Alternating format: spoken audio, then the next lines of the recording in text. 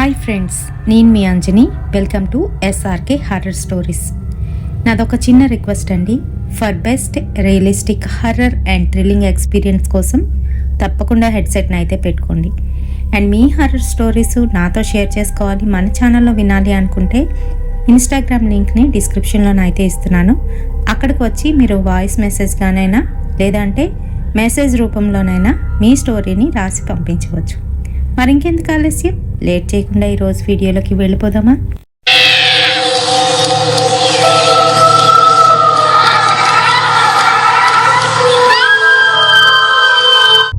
Hi అండి, నా పేరు అంకిత. నాకు డిగ్రీలోనే జరిగిన రియల్ ఇన్సిడెంట్ని మీతోనైతే షేర్ చేసుకోబోతున్నాను. మరి నాకు 4 ఫ్రెండ్స్ అయితే ఉన్నారు. మేము 5 కూడాను చాలా బెస్ట్ ఫ్రెండ్స్. మరి డిగ్రీ అంటే చదువుతో పాటు చక్కగా ఎంజాయ్మెంట్ కూడా ఉంటుంది. మరి అలానే మా కాలేజీలోని మేము చక్కగా ఎంజాయ్ చేస్తూ ఉండేవాళ్ళం. ఎప్పుడు జాయిన్ అయ్యామో, ఎప్పుడు థర్డ్ ఇయర్లోకి వచ్చేసామో మాకే తెలియదు. చక్కగాను ఎంజాయ్ చేసే టైంలో ఎంజాయ్ చేస్తూనే చదువు కూడా ఒక పక్కన అయితే సాగిపోతూ ఉండేది. ఎటువంటి ఢోకా లేకుండా చక్కగా మంచి మార్క్స్తోనైతే అందరం పాస్ అయ్యేవాళ్ళం. మరి మాలోని నిఖితాకైతే మ్యారేజ్ సెట్ అయిపోయింది. వాళ్ళ అమ్మ నాన్న కొంచెం పల్లెటూరు వాళ్ళు కావడంతో వేరంగా పెళ్లి చేసేయాలి అమ్మాయికి అని సెకండ్ ఇయర్లోనే తనకి సంబంధం చూడడం, తను థర్డ్ ఇయర్కి వచ్చేటప్పటికి మా హాలిడేస్లోని మ్యారేజ్ అయితే సెట్ చేసేసారు. మరి మేమందరం కూడాను చాలా ఎగ్జైట్మెంట్తోనైతే ఉన్నాం. వాళ్ళది మారుమూల పల్లెటూరు. అక్కడికి ఎటువంటి బస్ ఫెసిలిటీ కానీ రోడ్ ఫెసిలిటీ అయితే లేదు. వాళ్ళ ఇంటికి వెళ్ళాలి అని అంటే కొంతవరకు ట్రైన్ జర్నీ చేసి అక్కడి నుంచి ఏదైనా ఆటో కానీ లేదంటే వ్యాన్ కానీ పట్టుకొని వాళ్ళ ఊర్లోకి అయితే వెళ్ళాలి. వాళ్ళ ఊర్లోకి వెళ్ళేటప్పుడు మధ్యలోనంతా కూడాను ఫారెస్ట్ అయితే ఉంటుంది. ఆ తర్వాత అక్కడి నుంచి కాలినడకన లోపలికైతే వెళ్ళవలసి ఉంటుంది, ఒక 2 కిలోమీటర్స్ వరకును. అయితే మరి నిఖిత మటుకు నా పెళ్ళికి మీరు అందరూ తప్పనిసరిగా రావాలి అని చెప్పి మా దగ్గర అయితే ప్రస్తావన తీసుకువచ్చింది. సరే, ఎలాగా సెలవులే కదా, మేము కూడా అక్కడికి ఇక్కడికి తిరిగే బదులు మీ ఇంటికైతే వస్తాం, చక్కగా అందరం ఎంజాయ్ చేయొచ్చు అని ప్లాన్ అయితే వేసేసాం. మరి ఆ ప్లాన్కి తగ్గట్టే మేమందరం కూడాను రెడీ అయిపోయాం. ఇంతకీ మా పేర్లు చెప్పలేదు కదా. నా పేరు రాధిక, అంకిత, హాసిని, హర్షిత. మీ 4 కూడాను నిఖిత పెళ్ళికైతే వెళ్ళాలని రెడీ అయితే అయిపోయాం. మరి ఇంకా వాళ్ళ ఇంటికి వెళ్ళడానికి ఇంట్లోని మా వాళ్ళని ఒప్పించడానికి మా తల ప్రాణం తోక్కైతే వచ్చింది. ఒకరింటికి మరొకరు వెళ్ళి మా పేరెంట్స్ని అయితే ఒప్పించుకోవాల్సి వచ్చింది. ఆ తర్వాత ఇంకేముంది, వాళ్ళందరూ ఏదో విధంగా ఒప్పుకున్నారు. కానీ మరి హాసిని వాళ్ళ నాన్నగారు మటుకు పంతం పట్టి నేను పంపించను ఎక్కడికి అని కరాఖండిగానైతే చెప్పేశారు. అయితే మరి మేము చాలా రిక్వెస్ట్ చేయడంతో ఆయన కూడా ఒప్పుకున్నారు. మొత్తానికి ఎలాగైతేనే దానికైతే ముందే చెప్పేశాం. హాసిని, నీకు ముందే చెప్తున్నా, ఇంట్లో నుంచి 1 గంట ముందే నువ్వు బయటకు వచ్చేసే.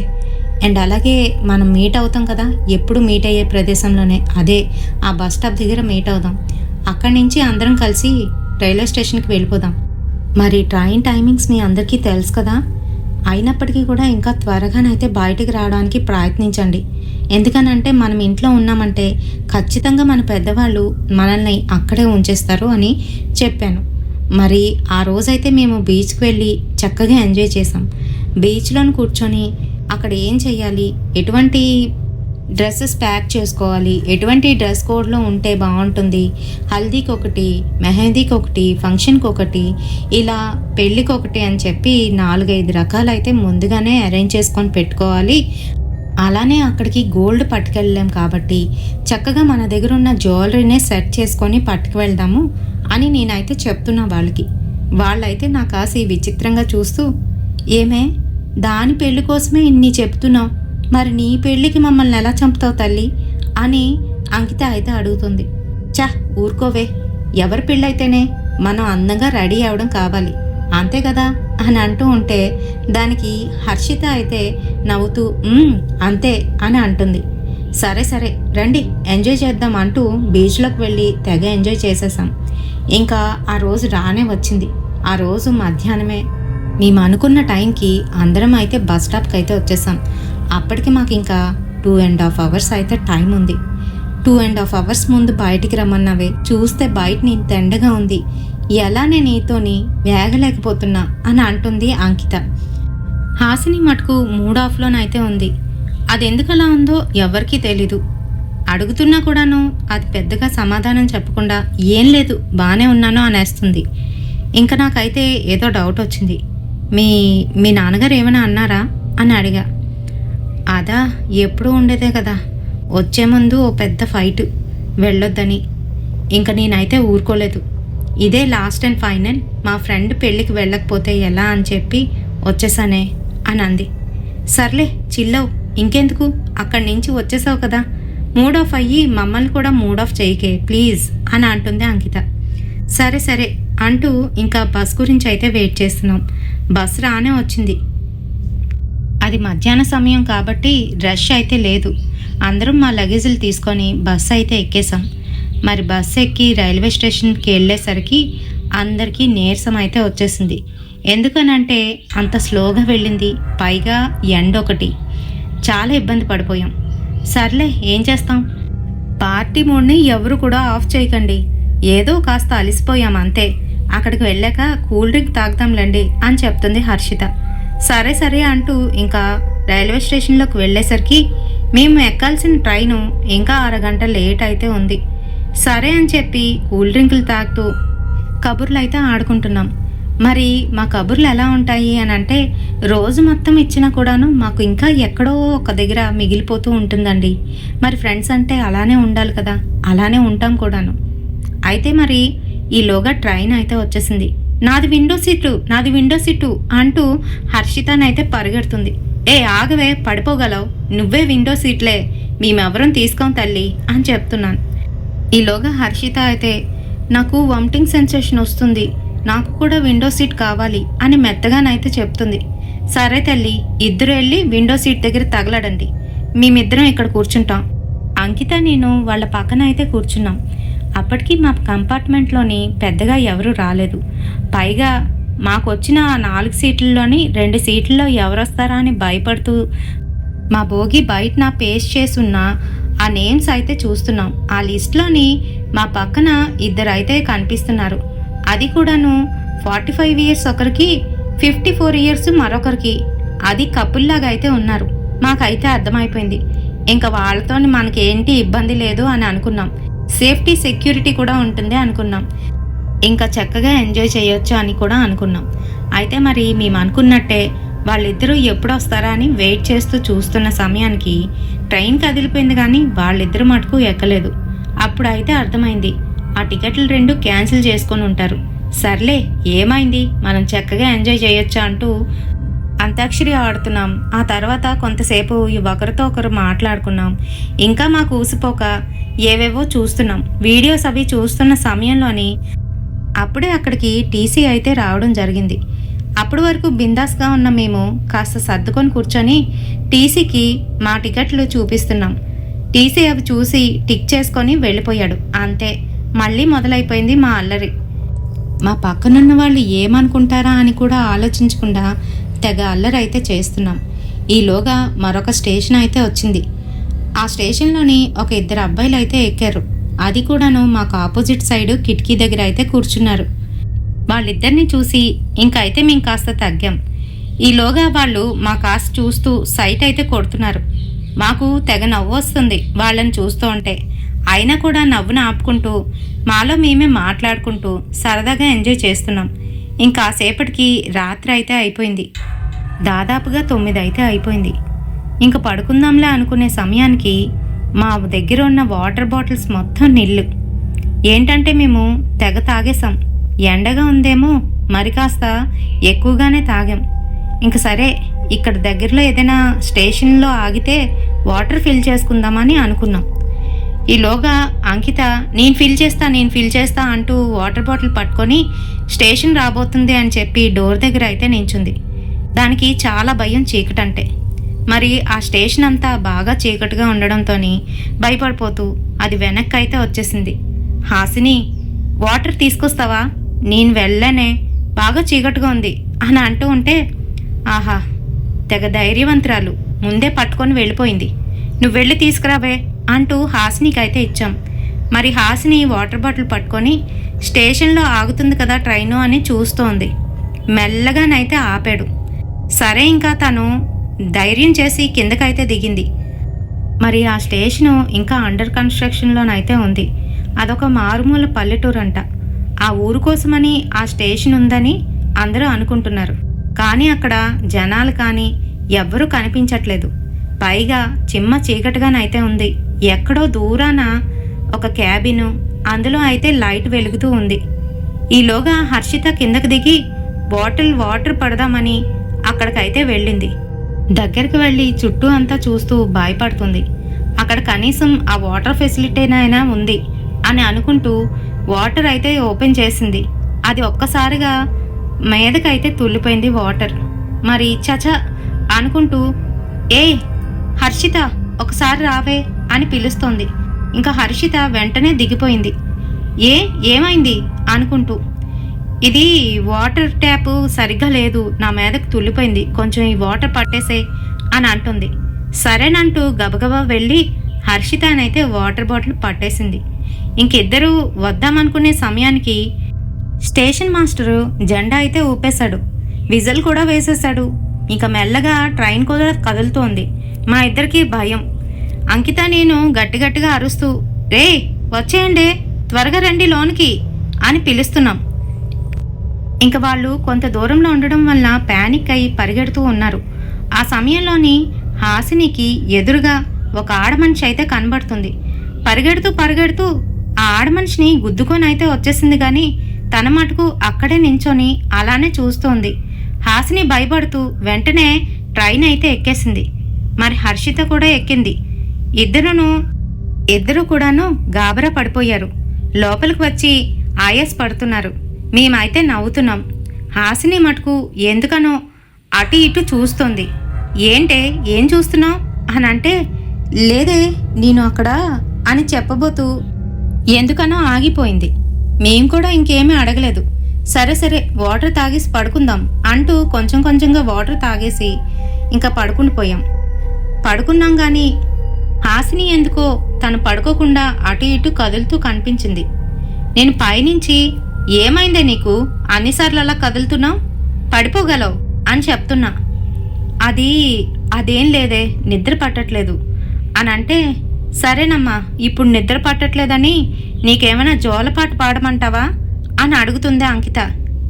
ఊరుకోవే, అది నిద్ర పట్టట్లేదు అంటుంది, ఇంకేం లేదు అని అంటే కిందన మటుకు గురక పెడుతూ హర్షితనైతే పడుకుంది.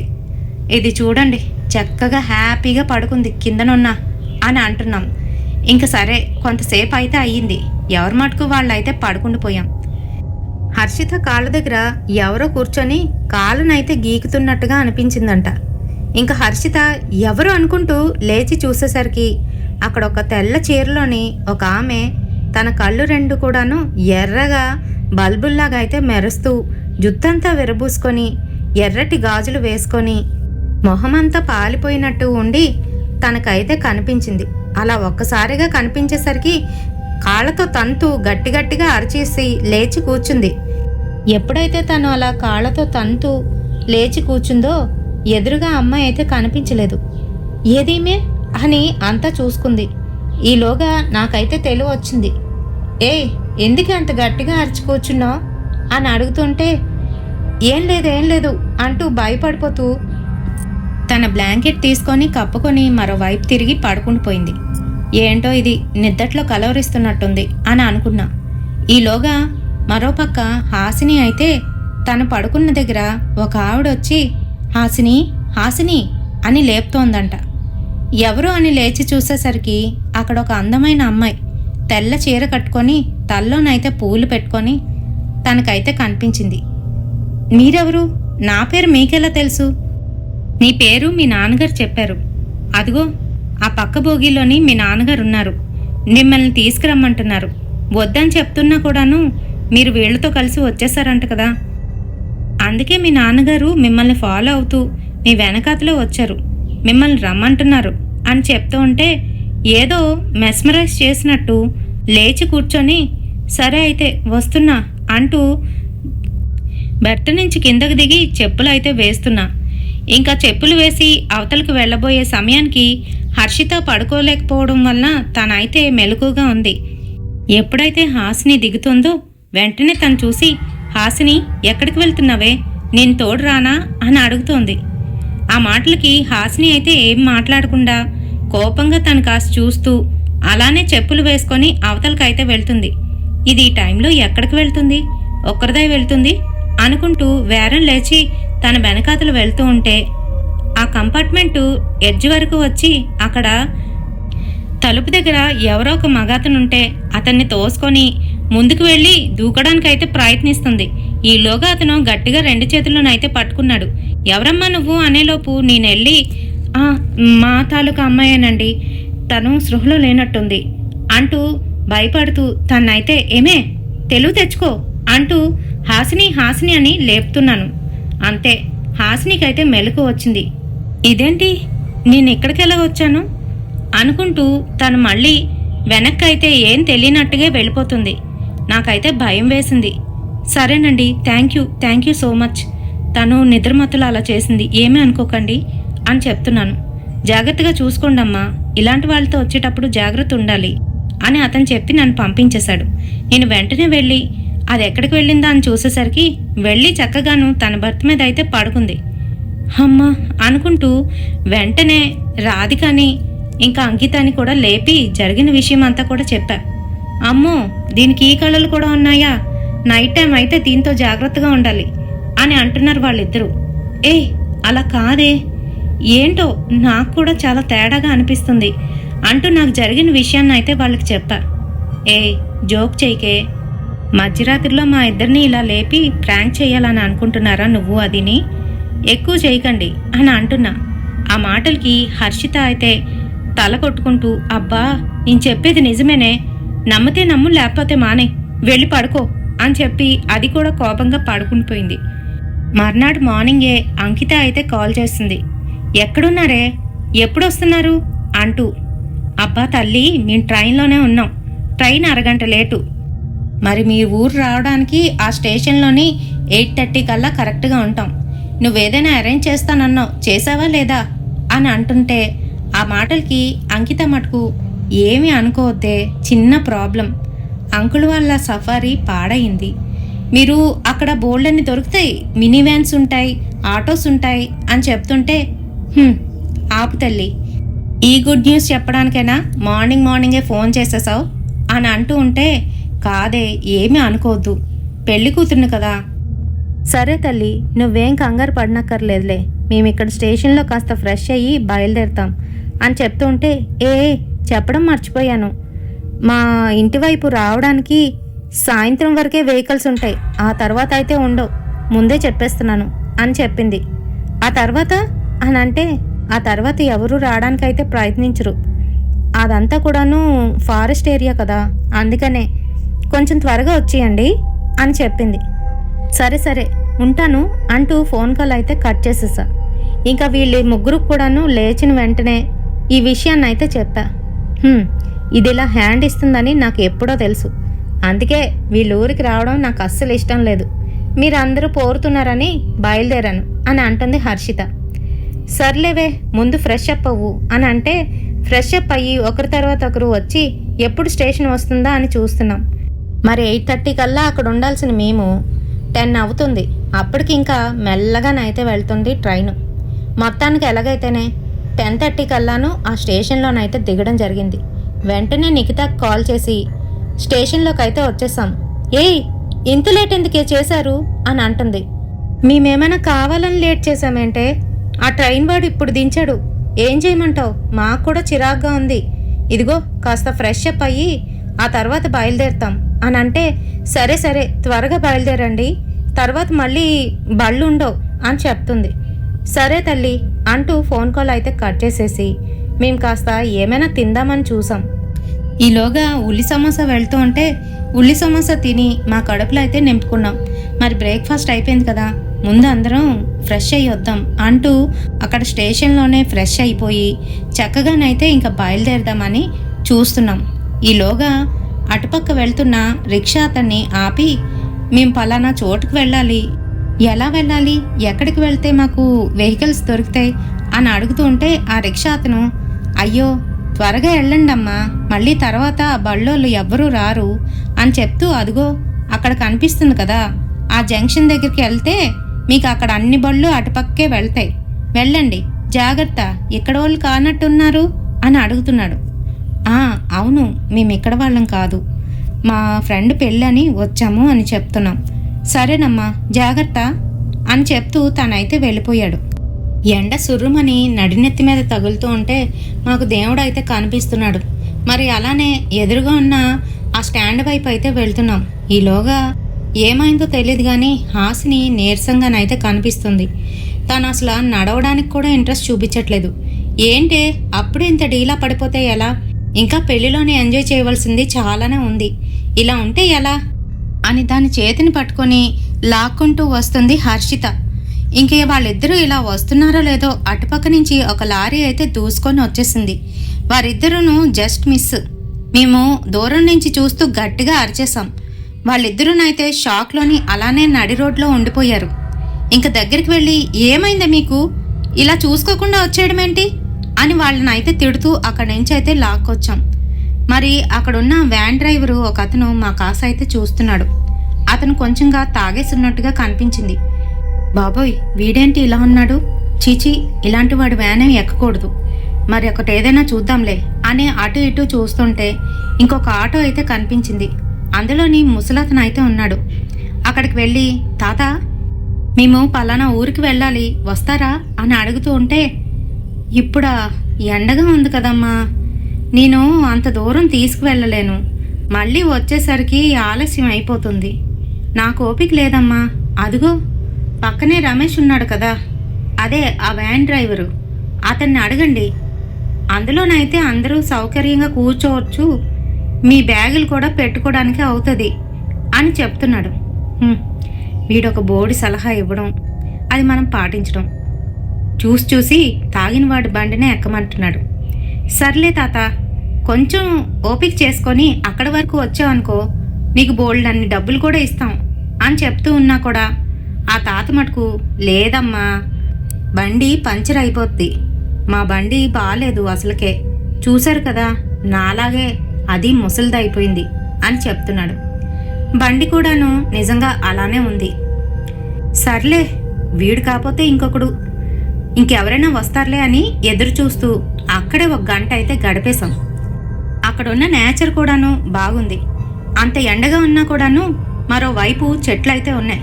అక్కడికి వెళ్ళి రకానికి ఒక స్టైల్లోని నేను అంకిత అయితే ఫోటోలు దిగుతున్నాం. మరి హర్షిత హాసిని మటుకు నీరసపడిపోయి, రండే ఇంకా ఏటి ఫోటోలు అంటున్నారు. ఆగండే, ఇక్కడ లొకేషన్ ఎంత బాగుందో, మీరు కూడా రండి అంటూ వాళ్ళని లాక్కెళ్ళి అక్కడ నలుగురం కూడాను ఫోటోలు అయితే తీయించుకున్నాం. మరి ఫోటోలు తీసుకొని చూసేసరికి అప్పటికే 3 అయితే అయిపోయింది. అమ్మో 3 అయిపోతుందే, మనం అక్కడికి వెళ్ళాలి, అక్కడి నుంచి లోపలికి కూడా కాలినడకన వెళ్ళాలి కదా, లేట్ అవుతుంది, పదండి ఎవరైనా వచ్చారేమో చూద్దాం అంటూ అక్కడికి వెళ్ళి చూస్తే మళ్ళీ వాళ్ళిద్దరే కనబడుతున్నారు కానీ ఆ స్టాండ్లోని మరొకరైతే రావట్లేదు. అప్పుడు వెంటనే మాలోని హాసిని అయితే ఆ డ్రైవర్ దగ్గరికి వెళ్ళి, సార్ ఏమీ అనుకోకండి, మీరు కాకుండా ఇక్కడ ఇంకెవరు రారా ఆ ఊరికి అని అడుగుతుంది. అప్పుడే తెలిసిన విషయం ఏంటి అని అంటే వాళ్ళిద్దరే ఉన్నారంట. అది కూడాను ఆ తాత తెల్లవారిపూట అయితే వెళ్తాడంట, కానీ మధ్యాహ్నం నుంచి వెళ్లకుండా అక్కడే దగ్గర ఉన్నవన్నీ కూడా చూసుకొని అక్కడే ఉంటాడు ఆ స్టాండ్లోనే అని చెప్తున్నాడు అతను. ఇంకా అతను పడుకొని లేవడంతో కళ్ళు తుడుచుకొని మా వంక చూసి, మీరు ఆ ఊరు వెళ్తారు కదా, రండమ్మా, ఇంకా లేట్ చేస్తే మీరు ఇంకా ఈ రోజుకి వెళ్ళలేరు, ఇందుకే ఎక్కడికి వెళ్ళాలి, ఏ ఊరు అని అడుగుతూ ఉంటే లోపలున్న గ్రామం పేరు అయితే చెప్పాం. అబ్బా అందులోకి వెళ్ళాలా, మరి ఇంత లేట్ ఎందుకు చేస్తున్నారు, త్వరగా ఎక్కండి, తీసుకువెళ్తా త్వరగా అని చెప్తున్నాడు. ఆసిని అయితే మా కాసి కోపంగా చూస్తూ, ముందు నోరు మూసుకొని బండి ఎక్కండి అని చెప్తుంది. ఇంక అంకిత పైకి ఎక్కిందో లేదో తను వెంటనే కిందకి దిగిపోయింది. చీచి నేను ఈ బండి ఎక్కను అని అంటుంది. ఏమైందమ్మా అని డ్రైవర్ అయితే అడుగుతున్నాడు. ఏంటండి ఈ బండి కొంచెం నీట్గా ఉంచవచ్చు కదా, వెనకాతలంతా కూడాను కొంచెం రక్తం అది అంటుకొని ఉంది, క్లీన్ చేయలేదా మీరు? అదేంటి అయినా అని అంటుంది. ఓ అదా, తెల్లవారే ఒక మార్చరీ కేసు పడిందమ్మా. అక్కడి నుంచి శవాన్ని తీసుకొచ్చాను. ఏమీ అనుకోవద్దు, అందుకే కొంచెం తాగేసి ఉన్నాను. అదంతా క్లీన్ చేస్తాను ఉండండి అంటూ తను ఎక్కి బండినంతా కూడా క్లీన్ చేసేసాడు. సరే ఇంకా బాగానే ఉందమ్మా, ఎక్కి కూర్చోండి అని చెప్తూ తన ముందుకైతే వెళ్ళి సీట్లోనైతే కూర్చున్నాడు. ఇంకా హాసిని అయితే ఏమీ అనకుండా తన బ్యాగ్లో ఉన్న పర్ఫ్యూమ్ని తీసి మొత్తం అంతా బండిలో కొట్టేసింది. నీట్గానైతే కనిపిస్తుంది ఇప్పుడు మాకు. వెంటనే అందరం ఒకరొకరుగా ఎక్కి కూర్చున్నాం. మేమందరం వెనకాతలు కూర్చొని బ్యాగులు అవి కూడాను ఓ పక్కనైతే పెట్టేసుకున్నాం. ఈలోగా హాసిని ఆ డ్రైవర్తో ఇలా అడుగుతుంది, ఏమండి ఆ ఊరికి వెళ్ళడానికి ఇక్కడి నుంచి ఎంత సమయం పడుతుంది అని అడుగుతూ ఉంటే, ఇంకెంత ఉందమ్మా, ఇప్పుడు 3 అయింది కదా, ఇంకో 3 గంటలు వేసుకోండి. అక్కడి నుంచి లోపలికి వెళ్ళడానికి ఒక 20 నిమిషాలు అలా పడుతుంది, ఎందుకంటే 2 కిలోమీటర్లు ఉంటుంది లోనికి. మీకు ఎవరూ తోడలేరా? అయినా మీకు చెప్పలేదా ఈ ఊరు సంగతి అని అంటున్నాడు. ఏంటండి ఏమైంది అని అడుగుతూ ఉంటే, పల్లెటూర్లు కదమ్మా, ఇలానే ఉంటాయి. ఆ ఊర్లోని చేతబడి సిల్లంగి ఇలాంటివి చేసేవాళ్ళు ఎక్కువే. అలాగే ప్రేతాలు భూతాలు తిరుగుతాయని కూడా అక్కడ వాళ్ళందరూ చెప్పుకుంటూ ఉంటారు. మీకు మీ ఫ్రెండ్ చెప్పలేదా అని అన్నాడు. అంతే, భయంతోని గజగజ వణికిపోతున్నాం. వెంటనే ఫోన్ తీసి నిఖితకైతే కాల్ చేశాను నేను. ఏమే, నీకేమైనా పిచ్చా? మీ ఊర్లోని ఇలాంటివన్నీ జరుగుతాయని చెప్పలేదే అని అంటూ ఉంటే, అందుకే కదే త్వరగా వచ్చేయండి అని చెప్పాను. వేలుంటుండగా వచ్చేస్తే అలాంటివేం ఉండవు. సాయంత్రం అయిపోతేనే, అది 6 తర్వాతే ఆ ప్రాబ్లం అని అంటుంది. అంతే, మాకైతే గుండెల్లోని రాళ్లు పడిపోయాయి. బాబోయ్ ఎలానే, ఇప్పుడు ఎక్కాం, ఇంకా 3 గంటల జర్నీ అంటున్నారు. అక్కడి నుంచి లోనికి రావడానికి కనీసం 10 నిమిషాలు 20 నిమిషాలు పడుతుంది అంటున్నారు. ఎలానే, ఎవరినైనా పంపించవే అని అంటూ ఉంటే, సరే సరే మీరేం కంగారు పడకండి, ఆ తోవంట మా తమ్ముడు వస్తాడు, మా తమ్ముడు అక్కడ నించుంటాడు, మీరు వాడి వెనకాతలే వచ్చేసేయండి అని చెప్తోంది. మాకైతే కోపం వచ్చేసింది. సరేనని ఫోన్ కాల్ అయితే కట్ చేసేసా. ఇంకా తను అలా తీసుకువెళ్తున్నాడు. 1 గంట అయితే గడిచింది. అప్పటికే ఆ లోపలున్న ఏరియా అంతా కూడాను పూర్తిగా అడవి. మధ్యలో రోడ్డు మాత్రమే కనిపిస్తుంది, అది కూడా మా వెహికల్ మాత్రమే. అటు నుంచి కానీ ఇటు నుంచి కానీ ఏ వెహికల్ వెళ్ళినా నామో నిశానా అయితే లేదు. ఇంకా అలానే వెళ్తోంది. కొంత దూరం వెళ్ళేసరికి హాసినికి కడుపులో విపరీతంగా నొప్పి వస్తుంది. అది కడుపు పట్టుకొని ఏడ్చేస్తుంది. మా నాన్న వద్దంటూ నేను బయలుదేరాను, నాకు జరగాల్సిందేలే అంటూ ఏడుపు మొహం పెట్టి ఏడుస్తూ ఉంది. ఏమైందే అంకుల్ గారు, కాసేపు బండిని పక్కన ఆపరా అంటూ బండినైతే పక్కన ఆపించాం. ఏమైంది, దిగు ఒకసారి, బయటను చల్లగాలి పీల్చుకో, ఏం లేదు తగ్గిపోతుందిలే అంటూ దాన్ని అయితే కిందకి దింపాం. దింపిన తర్వాత దానికైతే మెల్లగా చెవులో అడుగుతున్నా, ఏమే డేట్ ఏమైనా వస్తుందా నీకు అని అడిగితే, చాచా ఇప్పుడు కాదు, కానీ ఎందుకో విపరీతంగా నొప్పెడుతుందే, నేను భరించలేకపోతున్నా అని కడుపు పట్టుకొని ఏడ్చేస్తుంది. వాటర్ బాటిల్ అందుకోవే, దీనికి వాటర్ ఇద్దాం అంటూ వాటర్ అయితే పట్టాం. అది అలానే అటు ఇటు 2 నిమిషాలు తిరుగుతూ అటెటో చూస్తూ అలానే ఉండిపోయింది. సరే మేము కూడా కిందకి దిగి కాస్త చల్లగాలిని అయితే పీల్చుకుంటున్నాం. అప్పటికి ఎండ పూర్తిగా తగ్గిపోయింది. సరే ఇంకా ఆ సమయంలోని దానికి చెట్టు అవతల ఒక తెల్లటి చీర కట్టుకొని ఒక అమ్మాయి అయితే కనిపించింది. ఎవరా అమ్మాయి అనుకుంటూ ముందుకైతే వెళ్ళిపోతుంది. అది చూసిన హర్షిత, హాసిని అటుపక్క ఎందుకే వెళ్తున్నావు అంటూ దాని వెనక అయితే వెళ్తుంది. ఈలోగా మేమిద్దరం వాళ్ళని చూసి, మీకేమైనా పిచ్చెక్కిందా, జంగిల్ లోపలికి వెళ్తున్నారేంటి అంటూ వాళ్ళిద్దరిని బయటకైతే లాక్కొచ్చాం. ఏమ్మా హాసిని, కడుపు నొప్పి తగ్గిందా? అటు ఇటు పరిగెడతామే, ముందు పద, దాని పెళ్ళికి వెళ్ళాలి కదా. దాని పెళ్ళి కాదు కానీ మన దినానికి వచ్చేటట్టుంది, పద బండెక్కు అని అంటూ ఉంటే అది మటుకు వెనక్కి తిరిగి చూస్తూ బండి అయితే ఎక్కింది. ఎక్కి కూర్చొని ఏంటో ఆలోచిస్తుంది. ఏంటి అలా ఆలోచిస్తున్నావు అని అంటూ ఉంటే, నేనిప్పుడు ఆ అమ్మాయిని చూశానే అని చెప్తుంది. ఏ అమ్మాయి తల్లి, అక్కడెవరూ లేరు అని చెప్పేశాం. ఇంకా అది ఆలోచనలోనైతే పడింది. హర్షిత కూడాను హాసిని కాస్త చూస్తూ ఏదో ఆలోచిస్తుంది. ఇంక సరే మేము ఇలా కామ్గా ఉంటే లాభం లేదని అంతాక్షరి ఆడుకుందామా అని అంటూ ఉంటే, డ్రైవరు ఇలా అంటున్నాడు, అమ్మా ఇక్కడి నుంచి ఎవరు మాట్లాడకండి, ఇదంతా కూడాను ఫారెస్ట్ ఏరియా కదా, ఈ సమయంలోని మాటలు కానీ లేదంటే ఏమైనా శబ్దాలు కానీ వినపడితే జంతువులు కావచ్చు లేదంటే దొంగలు ఉంటారమ్మా, వాళ్ళ వల్ల మనకి ఇబ్బంది అవుతుంది, కామ్గా వెళ్ళిపోవాలి, అసలు చప్పుడు చేయకండి, అలాగే ఇక్కడి నుంచి సిగ్నల్స్ కూడా ఉండవు అని చెప్పాడు. అంతే, మాకేం చేయాలో అర్థం కాలేదు. ఫోన్ చెక్ చేస్తే సిగ్నల్ నిల్లు, అక్కడ ఎవరివి కూడా సిగ్నల్ అయితే రావట్లేదు. మరి భయంతోని ఈ ముక్క ముందే చెప్పాలి కదండి మీరు అని అడుగుతుంటే, ఈ ముక్క మీ ఫ్రెండ్ మీకు చెప్పలేదా అని అంటున్నాడు. దాన్ని అని అనుకుంటూ సరే ఇంకా అలాగే బిక్కుబిక్కుమనుకుంటూ కామ్గానైతే ఉన్నాం. ఇంకొంచెం దూరం వెళ్ళిందో లేదో అక్కడంతా కూడా చీకటిగానైతే అయిపోయింది. మరేంటంటే ఫారెస్ట్ ఏరియా కాబట్టి ఇటు అటు చెట్లు ఉండడం వల్ల త్వరగా అక్కడ చీకటైతే కమ్ముకుంటుంది. మరి అలానే జరిగింది. భయంతోనే మేమైతే ఈ డ్రైవర్ ఏం చేస్తాడా అని భయపడిపోతున్నాం. సర్లే ఏముంది, నలుగురు ఉన్నాం కదా, శుభ్రంగా తన్ని ఒక మూల పడుకోబెట్టొచ్చు అని కూడా అనుకుంటున్నాం. కానీ బయటికి మాట్లాడకుండా ఒకరి చేతిలో ఒకరు పట్టుకొని అలానే కూర్చున్నాం. కొంత దూరం వెళ్ళేసరికి పెద్ద సౌండ్తోని టైర్ పగిలి పక్కగా అయితే వెళ్ళిపోతుంది వ్యాను. వెంటనే డ్రైవరు అదుపులోకి అయితే తీసుకువచ్చాడు. ఓ పక్కకు తీసుకొచ్చి గట్టిగా బ్రేక్ అయితే వేశాడు. చిన్నగా చెట్టును గుద్దుకొని ఆ వ్యాన్ అయితే ఆగిపోయింది. భయంతోని గట్టి గట్టిగా అరుస్తూ ఉన్నాం. అతను వెంటనే వచ్చి అమ్మ అరకండి అరకండి అని చెప్తున్నాడు. ఏంటండి, వ్యాన్ టైర్ పేలిపోతే మాకు భయం వేయదా, అయినా మీరు చెట్టుకు వద్దు గుద్దేశారేంటి అని అంటూ ఉంటే మరేం చేయమంటారు, యాక్సిడెంట్ అయిపోను, సరే ఒక్క 2 నిమిషాలు స్టెఫ్ని మారుస్తాను అని అంటున్నాడు. అప్పటికి టైము 5:30. ఇంకెప్పటికి మారుస్తాడు, ఎప్పుడు మనం వెళ్తాం, ఎప్పుడు అక్కడి నుంచి లోపలికి వెళ్తాం అని భయంతోని మళ్ళీ ఫోన్ ఓపెన్ చేసి సిగ్నల్ ఎక్కడైనా దొరుకుతుందేమో అని చెక్ చేస్తున్నాం. మేమందరం కూడాను హెల్ప్ అయితే చేస్తున్నాం అతనికి. మరి గబగబాను ఆ టైర్ని అయితే తీసి వేరొక టైర్ని అయితే బిగించేశాడు. ఈలోగా హాసిని అర్జెంట్ అని చెప్పి చెట్టు చాటుకైతే వెళ్ళింది. ఏ ఆగవే, నేను వస్తున్నాను అంటూ ఉంటే వద్దొద్దు ఎవరూ రాకండి, ఇక్కడే కదా ఉన్నాను అంటూ తన చెట్టు చాటుకు వెళ్ళి తన పనిని కానించుకొని మెల్లగానైతే వస్తుంది. తన మొహం చూస్తే అంతా కూడాను బాగా ఫేడ్ అయిపోయినట్టుగానైతే కనిపిస్తుంది. సరే ఈలోగా టైర్ కూడాను బిగించేశారు. అందరం ఎక్కి కూర్చున్నాం. ఈసారి దేవుడికి గట్టిగా దండం పెట్టుకొని ఎలాగైనా ఆ ఊరు చేరుకోవాలి అని అనుకున్నాం. అంతే, ఇంకా స్టార్ట్ అయింది వ్యాను.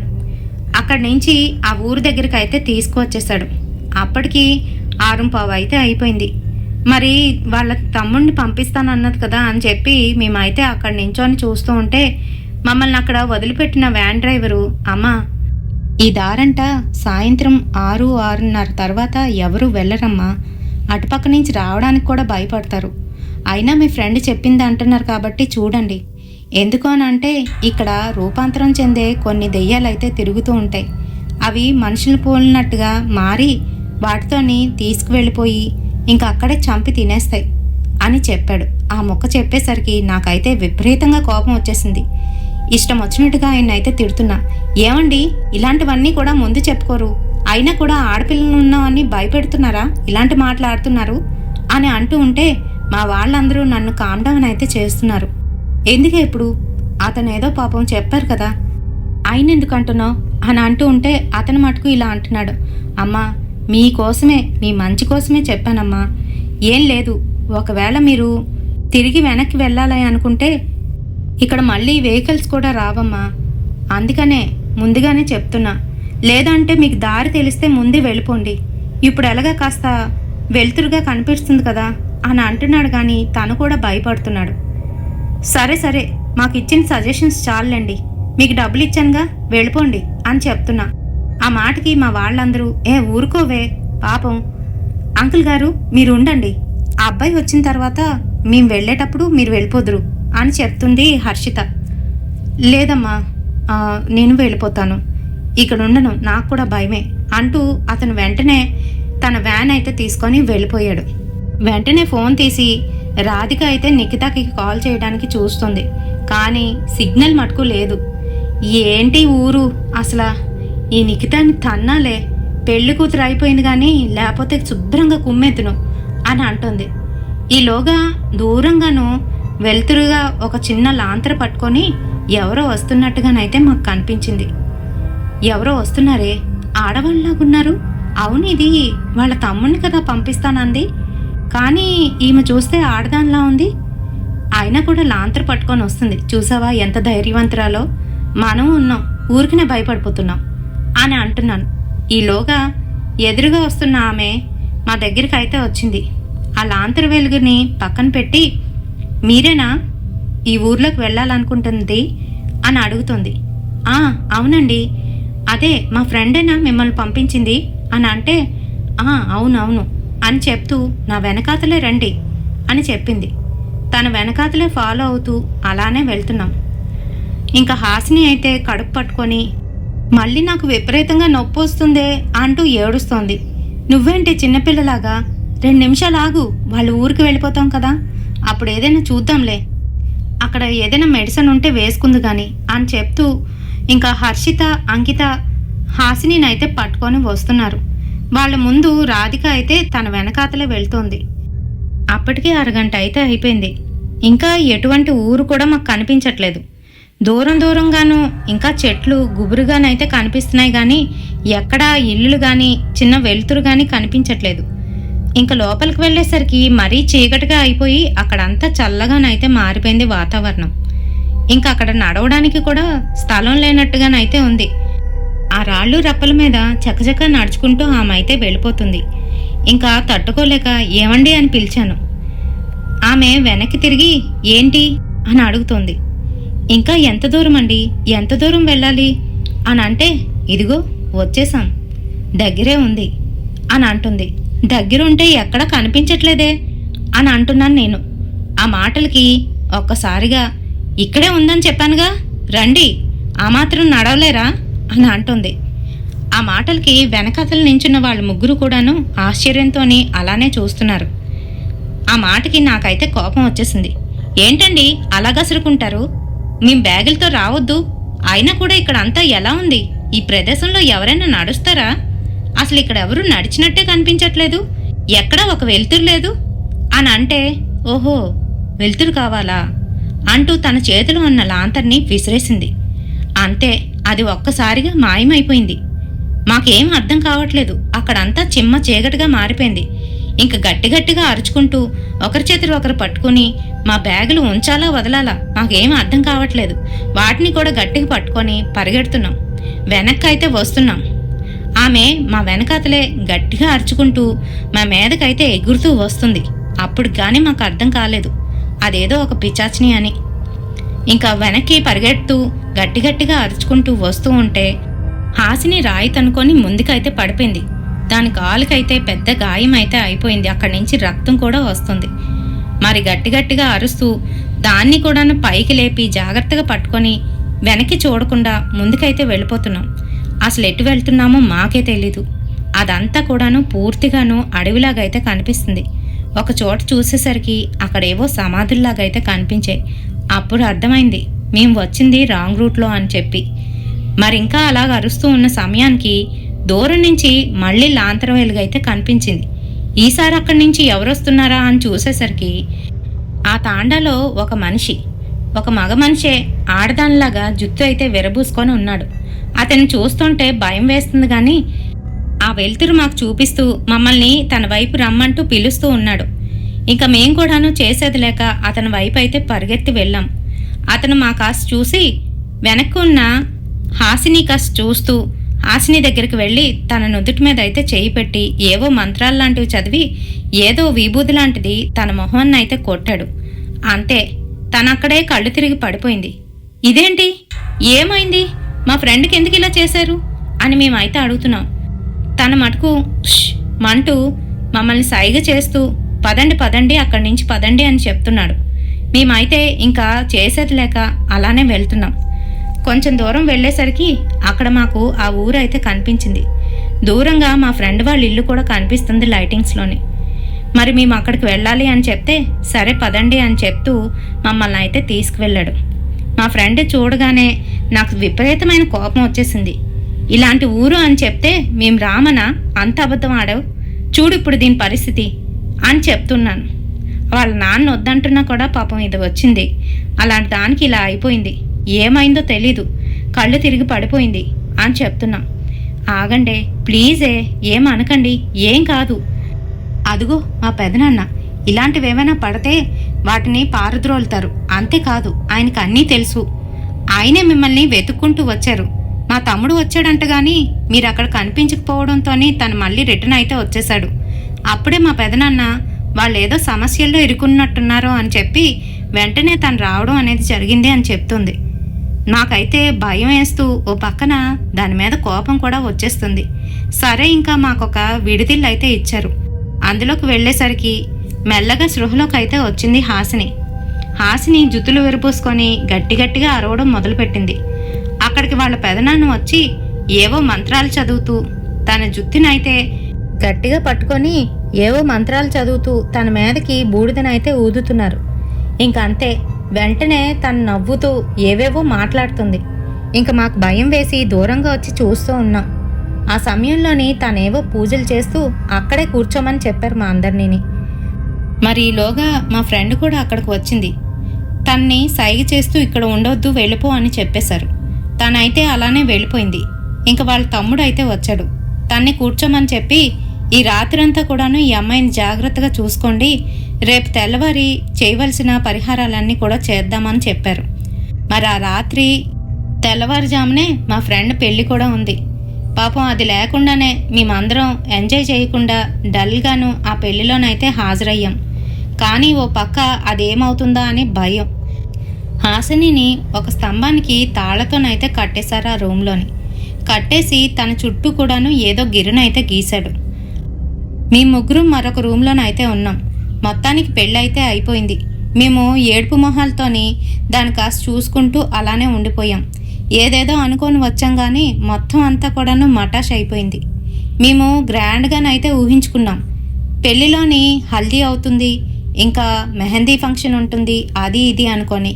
కానీ వాళ్ళది పల్లెటూరు, అలాంటివేమీ చేయరంట.